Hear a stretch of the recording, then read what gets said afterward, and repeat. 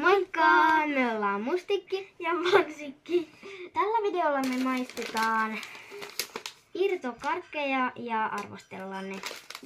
Mutta aloitetaan. Ensimmäisenä vesimelonikarkki.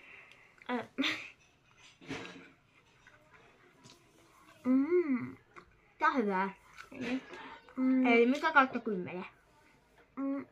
Mä sanon 7/10. Sama.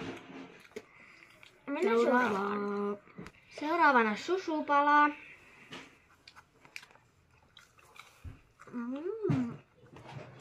Mä annan tänne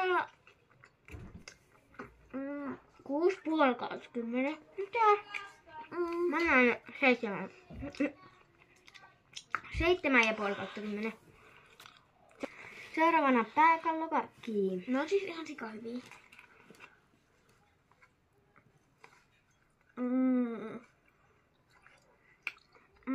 Mä annan 10/10. 9/10. Tosi hyvä. Seuraavana punainen raketti. Tää on yksi mun lemppareista. Niin. Tää on niin hyvää. Täydet pisteet 10/10. 9,5/10. Koska mä tiedän, että on parempia. Sitten tämmöset.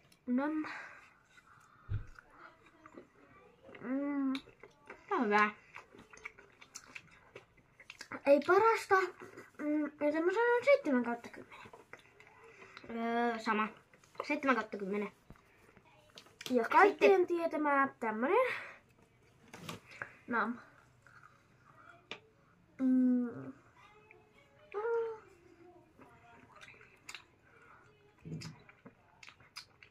Tää ei on niin hyvää nyt. Mä jotenkin. Ennen tää oli parempaa. Joo. Mun on pakko antaa 3/10. Sama. Ei. Seuraavaksi tämmöset.